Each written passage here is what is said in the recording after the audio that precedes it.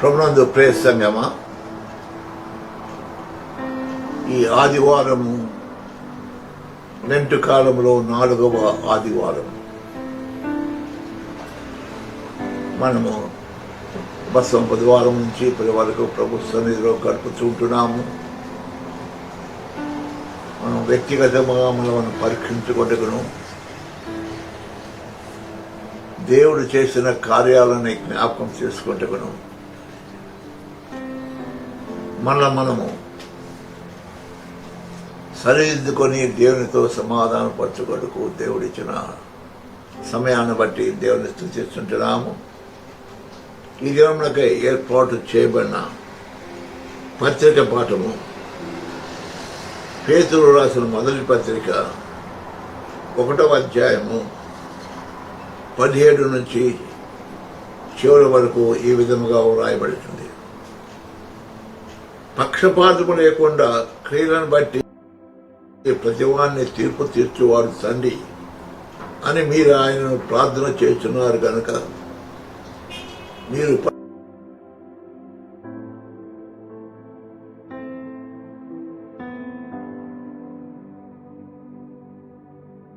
పరదేశులై అనంతకాలము భయముతో గడుపుడి. పితృ పారంపర్యమైన మీ వ్యర్థ ప్రవర్తనలను బట్టి అట్లుగా వెండి బంగారం వలన క్షయ వస్తువుల చేత మీరు విమోచింపబడలేదు, కానీ అమూల్యమైన రక్తం చేత, అనగా నిర్దోషమును నిష్కళంకమును గొర్రెపిల్ల వంటి క్రీస్తు రక్తం చేత విమోచింపబడతారని మీరు ఎరుగుదురు కదా. ఆయన జగత్ పునాది వేయబడక మునిపే నియమింపబడి నని వింటను, కానీ తను మృతులో నుండి లేపి తాను మహిమపరిచిన దేవుని అలా తన ద్వారా విశ్వాసులైన మీ నిమిత్తము కడవరి కాలమందు ఆయన ప్రత్యక్ష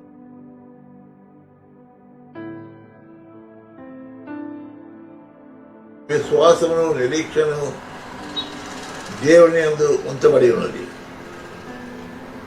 మీరు క్షయ బీజం నుండి కాక శాశ్వతముకు జీవితము గల దేవుని వాక్యం మూలముగా అక్షయ బీజం నుండి పుట్టింపబడిన వారు కనుక నిష్కపటమైన సహోదర ప్రేమను కలుగునట్లు మీరు సత్యమును విధేయులగుట చేశారు. మీ మనస్సులు పవిత్రపరచుకుని వారై ఉండి ఒకరినొకడు హృదయపూర్వకముగాను మిక్కుటముగాను ప్రేమించుడి. ఏలైనగా సర్వ శరీరులు గడ్డిని పోలిన వారు అందమంతయు గడ్డి పువ్వు వలె ఉన్నది.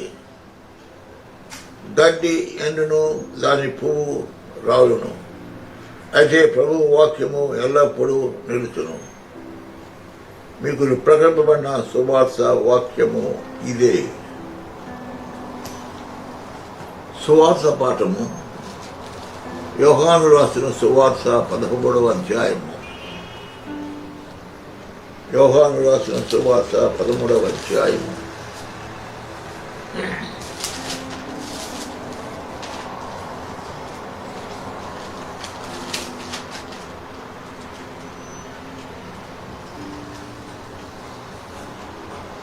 ముప్పై 31వ వచనం నుంచి ఈ విధముగా వ్రాయబడి ఉంటుంది.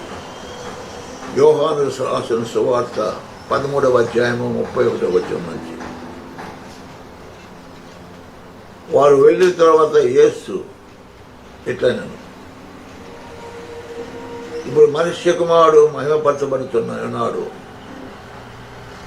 దేవుడును ఆయన ఎలా మహిమపరచబడి ఉన్నాడు. దేవుడు ఆయన యందు మహిమపరచబడిన ఎడల దేవుడు తన యందు ఆయనను మహిమపరచును, వెంటనే ఆయనను మహిమపరచును.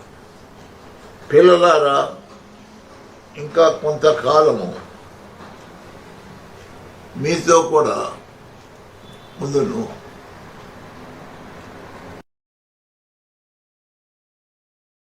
మీరు నన్ను వెతుకుదురు, నేను ఎక్కడికి వెళుతున్నో అక్కడికి మీరు రాలేరు రాలేని యూదులతో చెప్పిన ప్రకారము ఇప్పుడు మీతో చెప్పుతున్నాను. మీరు ఒకరినొకరిని ప్రేమింపవాలని మీకు క్రొత్త ఆజ్ఞను ఇస్తున్నాను. నేను మిమ్మల్ని ప్రేమించినట్లే మీరును ఒకరినొకరు ప్రేమింపవలను. మీరు ఒకరినైనా ఒకరు ప్రేమ కలిగిన వారై ఉండిన ఎడల దీనిని బట్టి మీరు నా శిష్యులని అందరూ తెలుసుకుంటారు. సీమోను పేతురు, ప్రభువా, నీవు ఎక్కడికి వెళ్ళుతున్నావు? ఆయన అడుగా యేసు, నేను వెళ్ళిన చోటికి నీవు ఇప్పుడు నా వెంట రాలేవు, కానీ తరువాత వచ్చిన చెప్పాను. అందుకు పేతురు, ప్రభువా, నేను ఎందుకు ఇప్పుడు నీ వెంట రాలేనని, నీ కొరకు నా ప్రాణం పెట్టుటకైనను పెట్టదని ఆయన చెప్పగా, ఆయన యేసు, నా కొరకు నీ ప్రాణము పెట్టుదవా? ఆయనను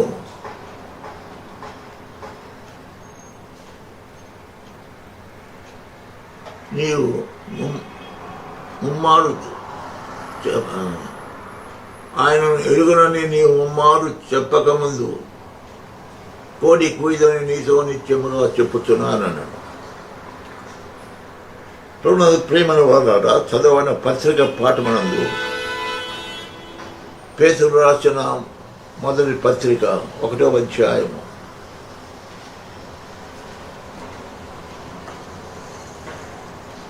16వ వచనం చూసినప్పుడు, పితృ ప్రారంభపరమైన మీ వ్యర్థ ప్రవర్తనను విడిచిపెట్టినట్లుగా వెండి బంగారములను వంటి క్షయ వస్తువుల చేత నేను మిమ్మను విమోచింపలేదు, కానీ అమూల్యమైన రక్తం చేత, అనగా నిర్దోషమును నిష్కళంకమైన గొర్రెపిల్ల వంటి క్రీస్తు రక్తం చేత విమోచించబడని మీరు ఎరుగుదురు. ప్రియమైన వారరా, పాత నిబంధన కాలములో పాప విమోచన కొరకై వారు బలులు అర్పిస్తుండేవారు. గొర్రెల యొక్కయు దూడల యొక్క బలులు అర్పించి వారి యొక్క విముక్తికై ½ షెకెల్ చెల్లిస్తూ ఉండేవారు. అది తాత్కాలిక బలి. వారు ప్రతిసారి ప్రభుని ఆరాధించడానికి వచ్చినప్పుడు ఒక గొర్రె పిల్లను, ఒక దూడను, లేకపోతే పావురముల తతలో తీసుకొని వచ్చి ప్రభు సదరు అర్పించవలసి ఉంటున్నారు. ప్రతిసారి దేవుని యుద్ధకు వచ్చినప్పుడు దేవుని మహాకృపనందు నూతన నిబంధన కాలంలో మనము ఏ రక్తమును, గొర్రెల రక్తం కానీ దూడల రక్తం కానీ పట్టుకుని ఆయన సన్నిధికి రాకుండా యేసు క్రీస్తు మన కొరకు నిత్య బలిగా అర్పింపబడి ఉంటున్నాడు. ఇదే పేతురు భక్తులు సంఘానికి జ్ఞాపకం చేస్తున్నారు. మీరు ఇదివరకు మీ పితరులకు చేసిన ఆచార ప్రకారము కాకుండా క్రీస్తు పారంపర్యమైన ఆచారం వల్ల కాక వెండి బంగారం వలన మీరు విమోచింపబడలేదు. క్రీస్తు యొక్క వెలలేని రక్తం, అమూల్యమైన రక్తము ద్వారా, వెలలేని రక్తం ద్వారా మీరు విమోచింపబడి ఉంటున్నారని జ్ఞాపకం చేస్తుంటున్నాడు. ప్రభునందు ప్రియమైన వారా, ఈనాడు శిలువ ధ్యానము చేస్తున్న మనము, మన విమోచన, మన భక్తి, మన కానుకలు ఇచ్చుట, మన ఉపవాసం వల్ల కాదు, కానీ యేసు క్రీస్తు యొక్క అమూల్యమైన రక్తం ద్వారా, ఆ రక్తం ముందు విశ్వాసం ఉంచడం వలన మనం విమోచింపబడిన వారం అని మరొకసారి జ్ఞాపకం చేయబడుతుంటున్నాం. కాబట్టి శిలువ చెంత చేరిన మనము మనకు విమోచన క్రయధనము చెందించిన యేసు క్రీస్తుని మనం జ్ఞాపకం చేసుకొని వచ్చుంటున్నాము. ఆయన మన కొరకు బాధపడి శ్రమపడి ఆయన అడుగుదారుల్లో నడుచుటకు మనకు ఒక మాదిరి ఉంచి వెళ్ళింటున్నాడు. అది ప్రేమ, సిలువలో ఆయన చూంచిన ప్రేమ. ప్రేమ మార్గమును ఆయన మనకు చూపించున్నాడు. కాబట్టి మనము ఇక్కడ పేతురు హెచ్చరించుదనగా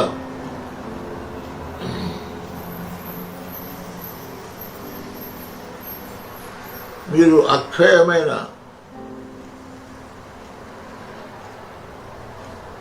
క్షయమైన బీజం నుండి కాక శాశ్వతమైన జీవం గల దేవుని వాక్యం మూలముగా అక్షయ బీజ మీద పుట్టింపబడిన వారు కనుక మనం క్షయమైన బీజం కాకుండా అక్షయమైన దేవుని వాక్యం వల్ల మనం మరలా పుట్టింపబడి ఉంటున్నాం, జన్మింపబడి ఉంటున్నాం. పుట్టింపబడిన వారు కనుక నిష్కపటమైన ప్రేమతో, నిష్కపటమైన సహోదర ప్రేమ కలిగినట్లు మీరు సత్యములకు విధేయులగుట వలన చేత మీ మనస్సును పవిత్రపరచుకుని వారై ఉండి ఒకరినొకడు హృదయపూర్వకముగాను నిష్కపటముగాను ప్రేమించవలని జ్ఞాపకం చేయబడుతుంటున్నాము. శిలువ ధ్యానము చేస్తున్న మనము నిష్కపటమైన హృదయము కలిగిన వారమై మన హృదయంలో మనం శుద్ధి చేసుకునే వారమై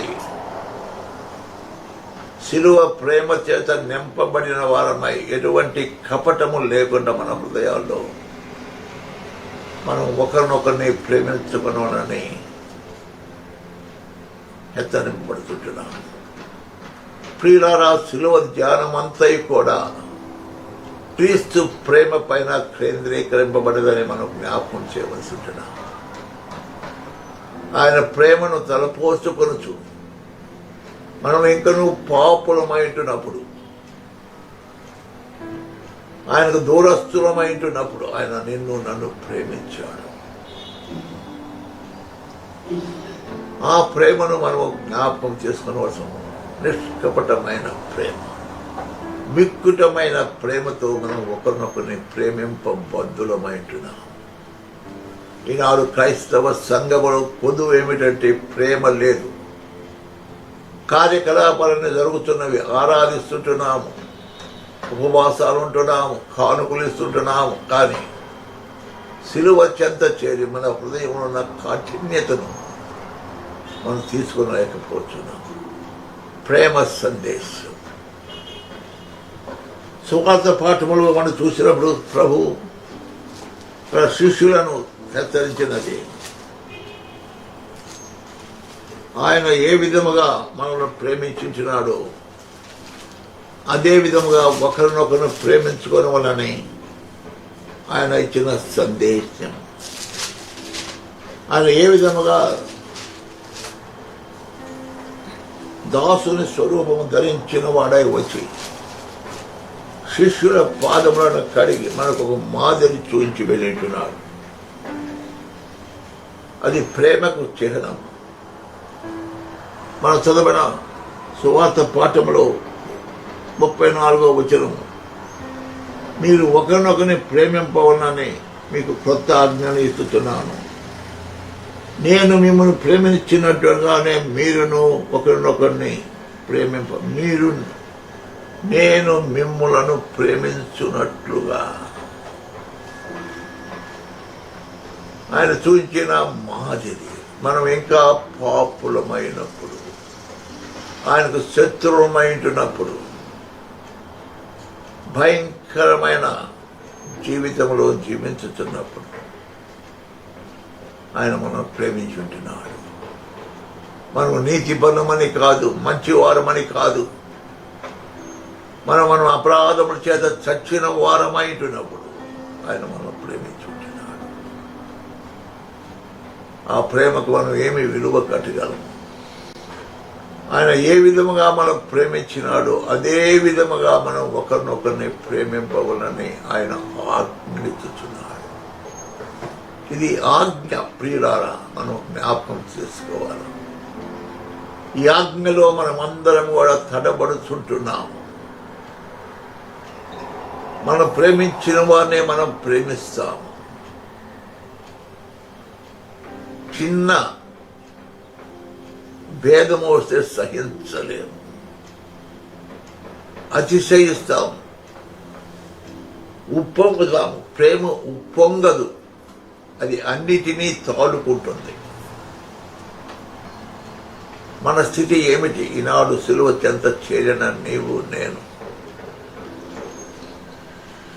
ఏమి మనం నేర్చుకుంటున్నాం ప్రియులారా? ఒక రూపాంతర అనుభవం పొందవలసి ఉంటున్నాం. మనం ఇక పాతవి గతించెను, సమస్తము నూతనమైన చెప్పగలగడం. ప్రేమ పత్రిక పాఠములో మీరు నశించిపోవు వెండి బంగారములు అతను కాక అమూల్యమైన రక్షం చేత విమోచింపబడి ఉంటున్నారు, ప్రేమ చేత. ఆ విధముగా విమోచింపబడిన మనం మిక్కుటమైన ప్రేమతో, నిష్కపటమైన ప్రేమతో ఒకరినొకరిని ప్రేమించుకునవలని హెచ్చరించబడుతున్నాం. ఇదే పౌలు యేసు సెలవిచ్చినది, నేను మిమ్ములను ప్రేమించిన. ఆ విధముగా ఉన్నప్పుడు లోకము మనం గమనిస్తుంది, మనం ఆయన శిష్యులమని. మీరు లోకమునకు వెలుగై ఉన్నారు, మీ వెలుగుని ప్రకాశింపనివ్వండి. ఏ విధముగా? మన ప్రేమను వ్యక్తపరచటం వలన. కనుక ఈ సాయంకాల సమన ప్రభుని ఆరాధించుకొచ్చిన మనం, సిలువ చెంత చేరిన మనము ఒక్కసారి ఆయన ప్రేమను తిలకించి, ఆయన ప్రేమను పొందుటకు మనం ఎంతవరకు యోగ్యులమో గమనించిన వారమై, అటువంటి స్థితిలో ఉన్న మనలను ఆయన ప్రేమించాడు. ఆయన బిడ్డలుగా చేసుకున్నాడు, మన పాపాలు క్షమించాడు, ఎన్నటికీ జ్ఞాపకం చేసుకున్నాడు.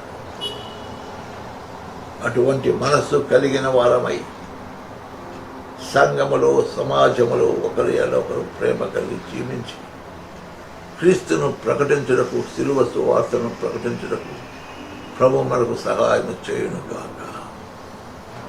ఆమేన్. సమస్త జ్ఞానములకు మించిన దేవుని సమాధానము మీ హృదయములకును మీ తలంపులకును యేసు క్రీస్తు ద్వారా ఇప్పుడు ఎల్లప్పుడూ కావలిగా ఉండును గాక. ఆమేన్.